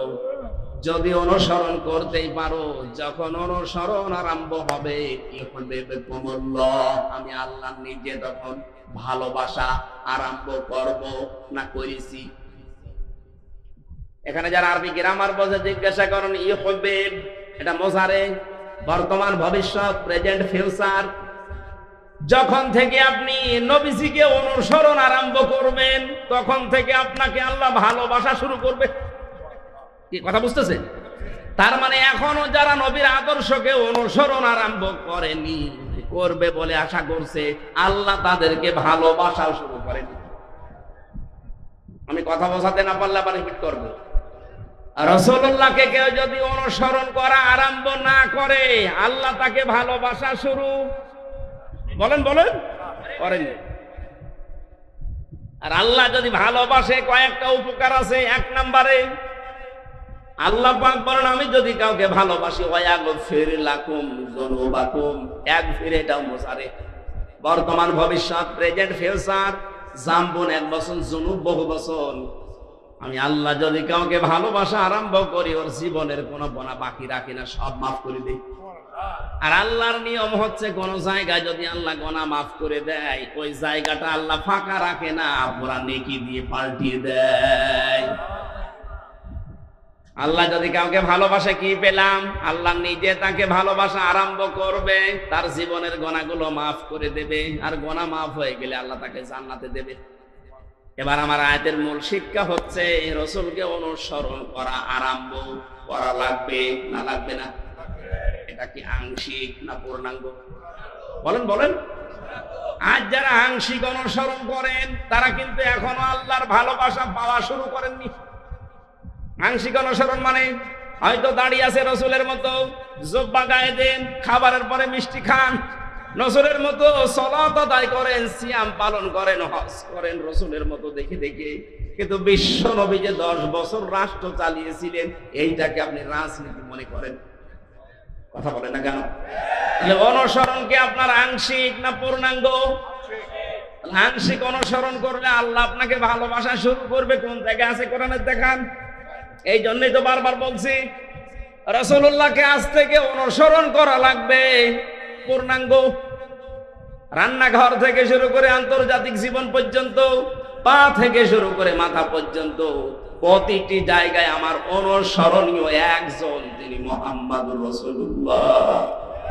আমি যখন পুরা এই সিদ্ধান্ত নিয়ে শুরু করব অনুসরণ, যে দুনিয়া আমি কাউকে দেখে চুল কাটবো না, আমার চুল কাটার স্টাইল হবে মেসি। বলেন বলেন, আমার চুল কাটার স্টাইল হবে ঋত্বিক, শাহরুখ খান। কে? রংপুরে কত দোকান আছে সেলুনের, একটা দোকানে আপনি লেখা দেখাতে পারেন যে এখানে সুন্নাত অনুযায়ী চুল কাটা হয়। ওখানে লেখা আছে এখানে শাহরুখ কাট দেওয়া হয়, এখানে অজয় কাট দেওয়া হয়। আবার ওদের ছবি টাঙিয়ে রাখে কোন কাট চান। তাহলে এখন আমাদের কি অনুসরণ হওয়া লাগবে? মাথার এই চুল থেকে শুরু করে পা পর্যন্ত। অনেকে দাড়ি রাখে কিন্তু এমন স্টাইল, এটা স্টাইল হবে, সুন্নাত হবে না। রাসূলের সুন্নাত এক মুষ্টি পরিমাণে দাড়ি রাখতে হবে, এরপরে যদি কেটে ফেলেন অসুবিধা নেই। এই কথা বুঝতেছেন?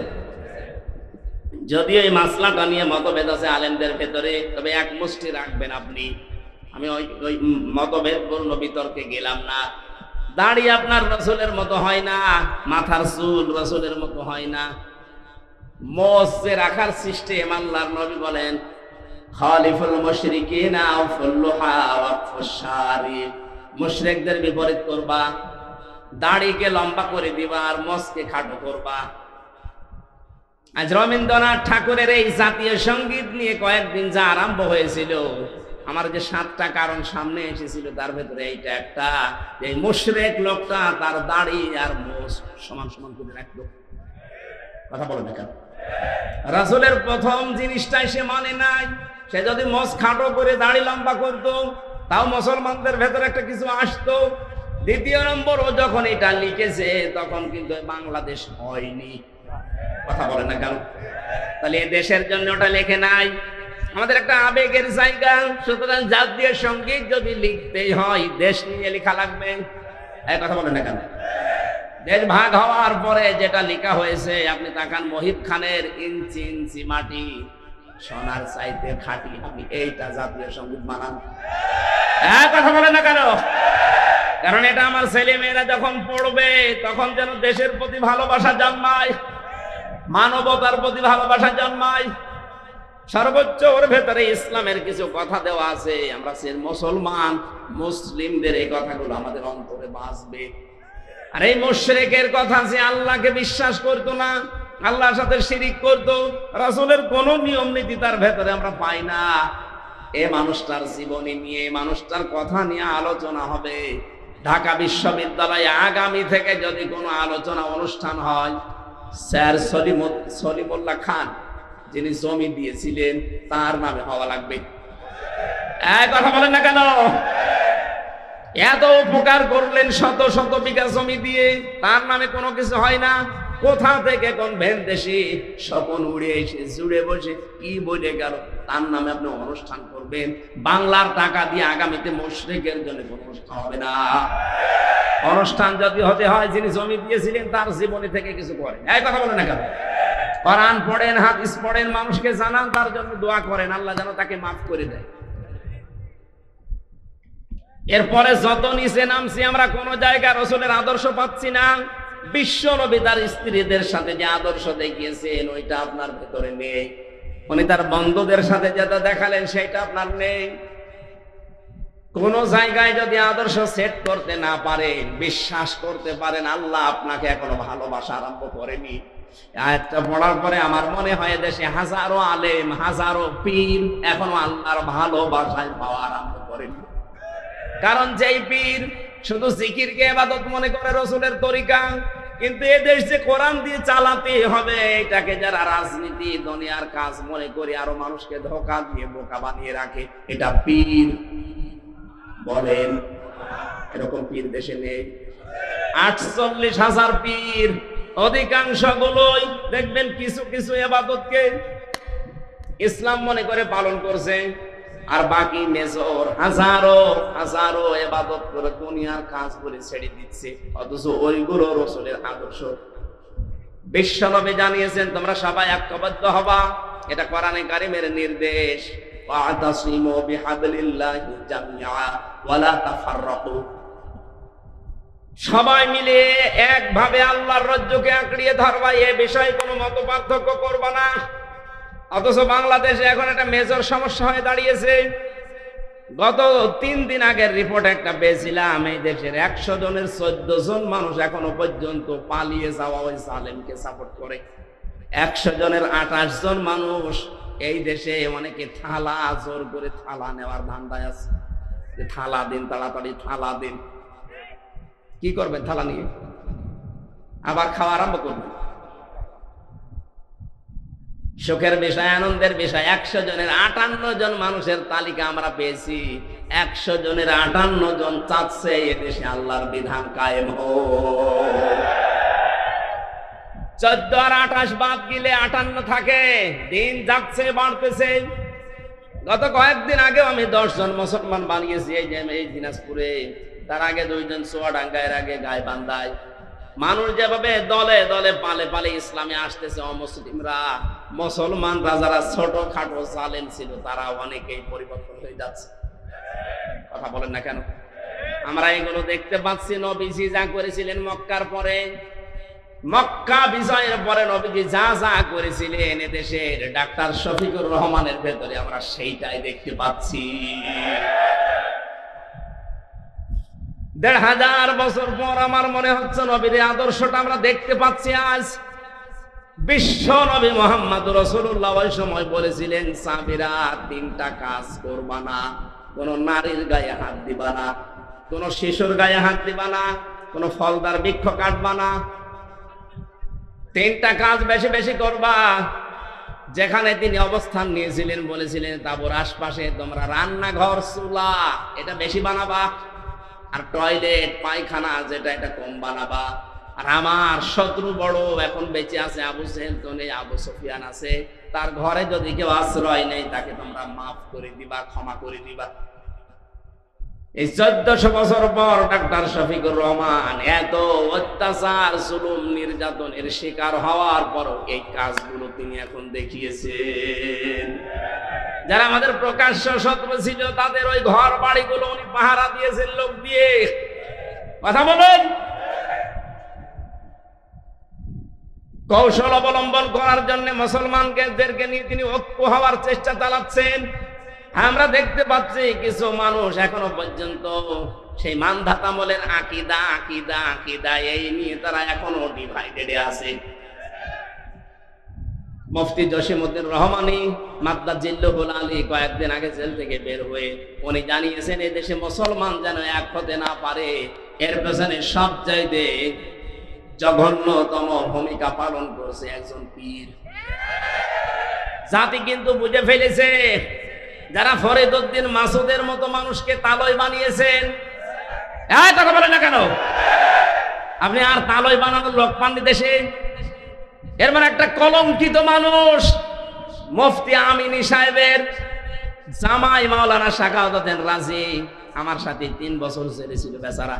উনি মাঝে মাঝেই বলতো, টক শোতেও বলেছে, এই বাংলাদেশে তাসলিমা নাসরিনের মতোই এই ফরিদউদ্দিন মাসুদ, কোনো পার্থক্য নেই। ও আর একই, যে লোকটা কোরআনের পাখি সাইদি সাহেবের ফাঁসি চাইতে পারে, একটা মজলুম মানুষ সে জেলখানায় আছে, তারা আমৃত্যু দিয়েছিল, আর এই লোকটা শাহবাগে গিয়ে বলছে আমরা তার ফাঁসি চাই। এটা একটা টাটকা নির্ভেজাল কুলাঙ্গার। আরে আলেম নাম নিয়েছে, ওর নাম নাকি বুজুর্গ, আল্লামা কত কিছু দিয়েছে। ওর নামে বুজুর্গ দিলে আল্লাহর আরশ কাঁপবে, ওর নাম বেজিরগু। কথা বলে না কেন? যে কয়টা 5-8টা গোলাম ছিল যারা মাজলুমের বিপক্ষে অবস্থান নিয়েছিল, পক্ষে না গিয়ে জালেমদের পা শুধু চেটেছে। যারা কওমি জননী নাম দিতে পারে জালেমকে, একটাকেও যেন বিচার ছাড়া আর বাঁচতে না দেওয়া হয়। প্রত্যেকের বিচার আমরা দেখতে চাই। কথা বলেন। ওই যে মাইজ ভান্ডারী নজিবুল বশর, ও শয়তান সেদিন ভিডিও পাঠিয়েছে যে আমি যা করেছি জামাতের বিরুদ্ধে, শিবিরের বিরুদ্ধে, বিএনপির বিরুদ্ধে, এরা আমারে ছাড়বে না, জীবনও আপনাকে ছাড়া হবে না। আপনি সবচাইতে বড় মারাত্মক ভুল করেছেন কোরআনের পাখির বিরুদ্ধে মামলা দিয়ে, তাও মিথ্যা মামলা। যারা সাক্ষী দিতে যায় তাদের সাক্ষী পর্যন্ত গায়েব হয়ে যায়। ও নিজে যখন স্বীকার করছে যে আমি করেছি আমারে ছাড়বে না, না আমরা ছাড়তেও চাই না, দৃষ্টান্তমূলক শাস্তি চাই এই মাইজ ভান্ডারীর। কথা বলেন। আলেম নামে কলঙ্ক, এগুলো নাম নিয়েছে কি সুন্দর সুন্দর, দেখেন কুসেয়া, কি কুসেয়া, কি কুকুর, শ্রীকাল, বিড়াল। যাদের নামে ডিনেগনেশন ডিগ্রি 14টা করে ব্যবহার করে, এগুলো জাহান্নামী মানুষের আলামত। আপনাকে মানুষ নিজে ডাকবে, আপনি আল্লামা কিনা, নিজের নামে আগেই পরিচয় দেয়, আমি শোলাকিয়ার ইমাম। বলছে কিসের শোলাকিয়ার ইমাম? আপনি ইমামতি করার জন্য সেই গোপালগঞ্জ থেকে ঘন্টা ভাড়া করে এনে বাইতুল মোকাররমের মতো জায়গা অপবিত্র করিস। কত মুসল্লির রক্ত ঝরিয়েছে, এর যেন ছাড় দেওয়া না হয়। এই কথা বলে না কেন? যেই দিন কওমি জননী নাম দিয়েছে এই রুহুল আমিন নামে, আলেম নামে কলঙ্ক, সেই দিন জেলখানায় ওর নামে বদদুয়া করেছে কওমি মাদ্রাসার আলেমরা। আমার সাথে 86 জন 76 জন ছিল। মাওলানা মামুনুল হক থেকে শুরু করেছে, আলেমগুলো ছিল। বলছে কি করলো, কি আমাদের তো ডুবিয়ে মারল। এখনো পর্যন্ত আপনি একটা পীরের নাম নিয়ে তার সাফাই গেয়ে যাচ্ছে। মুফতি জসিমউদ্দিন রহমানী 11 বছর জেল খেটেছে। আপনি কয় বছর ছেড়েছিলেন? তার যে স্যাক্রিফাইস, সেটা এমনি এমনি বলে না, সে আপনাদের সাথে ছিল, মিশেছে, দেখেছে, বাস্তবতা সে জানে। আমিও জেলের ভেতরে কমপক্ষে 50 দিন তার সাথে আমার দেখা। মাঝে মাঝে আমারে বলতো, হামজা, এদেশে যদি একত্রিত মুসলমান না হয়, তার পেছনে সবচাইতে গুরুত্বপূর্ণ ভূমিকা কঠিন জঘন্যতম ভাবে পালন করে কি এখনো পর্যন্ত করে যাচ্ছেন। আপনি থামবেন, একটা ঐক্য হওয়ার চেষ্টায় আছে। সব আলেম ওলামা যদি এক হয়ে, যে 58 ভাগ এমনি এমনি হয়নি, সব দাড়িওয়ালা টুপিওয়ালা মানুষগুলো এক হয়ে যাচ্ছে। আর এখানে আপনি এখন সেই মানধাতা বলেন আকিদা করছেন। কার আকিদা খারাপ আপনি দেখেন তো? জামাত ইসলামী বাংলাদেশের আকিদা হচ্ছে লা ইলাহা ইল্লাল্লাহু মুহাম্মাদুর রাসূলুল্লাহ। হ্যাঁ, কালেমা যদি আপনি ভুল প্রমাণ করতে পারেন, তাহলে জামাতের আকিদা খারাপ। কালেমা তো নিজেও জিকির করছেন, আমরাও করছি, এখানে তো কোনো পার্থক্য নেই। কিসের আকিদা করেন? এই উল্টা পাল্টা ধোয়া তুলে মুসলমানদেরকে আজ ডিভাইডেড করবেন না, এটা হারাম কাজ। মুসলমানদের এক করা ফরজ, আর ভাগ ভাগ করা হারাম। এটা তো আমি বানালাম। সূরা আলে ইমরানের 105 নম্বর আয়াত আপনি বাড়িতে যে মিলিয়ে দেখেন। যারা আজ মুসলমানদেরকে এক হতে দিচ্ছেন না, আপনি হারাম কাজে আছেন। কোন হারাম কাজ করা অবস্থায় তার ইবাদত কবুল হয় না। সুতরাং আপনার নামাজ, আপনার সিয়াম, আপনার হজ, এই দাড়ি, জিকির সব মাঠে মারা যাচ্ছে। আমি আর নিচে নামতে পারলাম না। এরপরও যদি কারো বিবেক না খোলে, আমার মনে হয় ওকে আল্লাহ মোহর মেরে দিয়েছে আবু জাহেলের মতো, ও আর ভালো হবে না। আমার ভাইরা, এখন থেকে আমাদের অনুসরণ হবে রসুলের আংশিক না পূর্ণাঙ্গ? পূর্ণাঙ্গ অনুসরণ যখনই আমরা আরম্ভ করব, আল্লাহ আমাদেরকে ভালোবাসা শুরু করবে। তার মানে বোঝা যাচ্ছে দেশে অনেক আলেম, অনেক পীর এখনো পর্যন্ত আল্লাহর ভালোবাসায় পাওয়া আরম্ভ করেনি। আমরা করেছি, আমরা যারা করছি, চেষ্টা চালাচ্ছি। হ্যাঁ, মাথা থেকে শুরু করে সংসদ পর্যন্ত সব জায়গায় আমার রাসূলের আদর্শ আমরা মেনে নেব। যখনই সিদ্ধান্ত নিয়ে মাঠে নেমে পড়বেন, বুঝবেন আল্লাহ আপনাকে ভালোবাসা আরম্ভ করেছে। আল্লাহর ভালোবাসা আরম্ভ হয় তখন যখন কয়েকটা কাজ আপনি দেখতে পাবেন। এই তাকান, আপনাকে যে আল্লাহ ভালোবাসে তার প্রমাণ হিসাবে কয়েকটা কাজ আপনি দেখতে পাবেন সামনে। 1 নম্বরে হাদিস, নবীজি বলেন, আমি যখন, আল্লাহ পাক যখন কাউকে ভালোবাসেন, তখন পুরো আসমানে ঘোষণা হয়ে যায় যে মহান আল্লাহ ওই লোকটাকে ভালোবাসে। আমরা সবাই যারা আসমানে আছো, সবাই ওকে ভালোবাসো।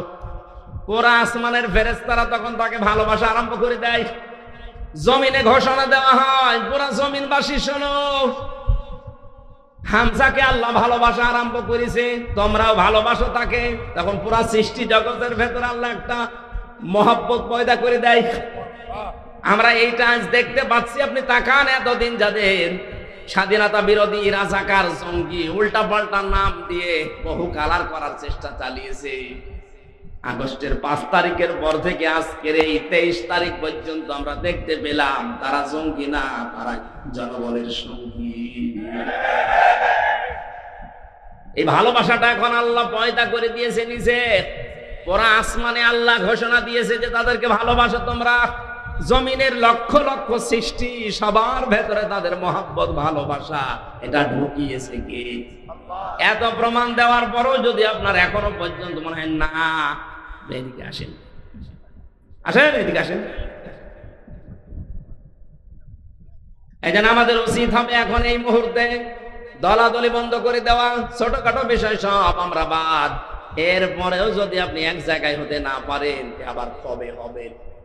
আবার যদি কোন নতুন জালেমে চেয়ারে বসে, কিয়ামতের আগে লাভাতে পারবেন না। আমাদের উচিত এখন সুযোগ, ছোটখাটো বিষয় সব বাদ। কে দাড়ি রাখে, কে দাড়ি রাখে না, কে জুব্বা গায়ে দেয়, কে দেয় না, এটা পরে করবেন, আগে জায়গাটা ঠিক করেন। এখানে থাকলে আপনি ইসলামের নিয়ম নীতি 100% মানতে পারবেন। আর এই জায়গাটা না থাকলে কয়েকদিন পরে আপনারও দাড়ি কাটা লাগতে পারে। এদেশে আড়ঙে অবস্থান নিয়েছিল না, আড়ঙে দাড়ি রাখা মানুষগুলোকে চাকরি দিত না। সামনে কিন্তু এরকম আসবে, আপনি চেষ্টা করবেন রাখার, কিন্তু পারবেন না। জায়গাগুলো সব জালেমের দখলে চলে যাবে। বিশ্বনবী মুহাম্মদুর রাসূলুল্লাহকে আল্লাহ ঘোষণা দিলেন, নবী যারা আপনি আপনার কাছে আসবে যে ঈমান আমরা আনতে চাই, বলবেন 6টা কাজ করো। 1 নম্বরে আলা আল্লাহ ইউশরিকনা বিল্লাহ, কোনদিন আল্লাহর সাথে কোনো বিষয়ে শরীক করবা না। 2 নম্বরে ওয়ালা ইয়াসরিকনা বিল্লাহ, ওয়ালা ইয়াসরিকনা, চুরি করা যাবে না। ওয়ালা ইয়াজনিনা, 3 নম্বরে কোনদিন তোমাদেরকে যেন আমরা জেনা করতে না দেখি। জেনার যে ছড়াছড়ি চলছিল, জেনার যে কারবার গুলো আমরা দেখতে পেয়েছি, বিশেষ করে আকাশ সংস্কৃতির নামে এদেশে বন্যার পানির মতো পিন আপ করা পত্রিকা দিয়ে বিভিন্ন স্যাটেলাইটের মাধ্যমে যা আরম্ভ হয়েছিল, আগামী 10 বছরের ভেতরে চরিত্রবান যুবক যুবতী মানুষ খুঁজে পাওয়া দুষ্কার হয়ে যাবে। এগুলো যারা দায়িত্বে আছেন বন্ধ করার চেষ্টা চালাচ্ছে। আমরা চাই যেগুলো দ্রুত যেন বন্ধ হয়। এরপরে আল্লাহ দিয়েছিলেন এক একটা শব্দের ভেতরে লক্ষ লক্ষ কথা। আমি তাফসিরে পড়েছি, নোটও করেছিলাম, শুধু গা ঘেমে যাচ্ছে আর রাত অধিক হয়ে গেছে, এটা খুব সামারাইজ করে বলছি। রব্বুল আলামিন বলেন, ওয়ালা ইয়াকতুলনা আওলাদাহুন্না, সন্তান হত্যা করা যাবে না। এই শব্দটার ব্যাখ্যা করলে অনেক ভালো হতো। ওয়ালা ইয়াতিনা বিবহতান, কালকে আমার মাহফিল আছে, এই যে এই ছেলেটার এখানে, কালকে ওয়ালা ইয়াতিনা বিবহতান, এই বহতানের উপর আমি কথা বলবো, কারণ এইটা বাংলাদেশে 15.5 বছরে বেশি হয়েছে। ওয়ালা ইয়াতিনা বিবহতান, মানুষকে আন্দাজে দোষ দিয়ে জীবনটা নষ্ট করে দিও না। আমার জীবন থেকে যে 3টা